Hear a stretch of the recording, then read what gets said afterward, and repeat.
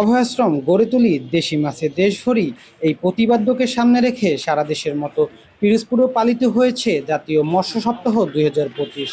সোমবার 18ই আগস্ট সকাল 10টায় জেলা প্রশাসক ও মৎস্য অধিদপ্তরের আয়োজনে রিজার্ভ পুকুরে মাছ অবমুক্তকরণের মাধ্যমে কর্মসূচির উদ্বোধন করা হয়।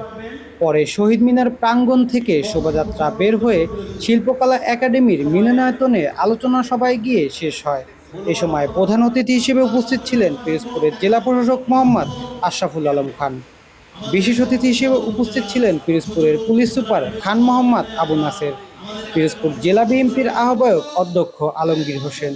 এছাড়াও উপস্থিত ছিলেন বিভিন্ন সরকারি দপ্তরের কর্মকর্তা কর্মচারী, রাজনৈতিক নেতৃবৃন্দ ও মৎস্যজীবীরা। সবাই সভাপতিত্ব করেন জেলা মৎস্য কর্মকর্তা সঞ্জীব সন্নামত। বক্তারা সরকারি নির্দেশনা মেনে চলার আহ্বান জানান এবং অবৈধ জাল ব্যবহার না করা, নিষিদ্ধ সময়ে মাছ ধরা থেকে বিরত থাকা ও মৎস্যজীবীদের উন্নয়নে বিভিন্ন কর্মপরিকল্পনার উপর আলোকপাত করেন। সাদি মোহাম্মদ হিমেল, পিরোজপুর আজকাল।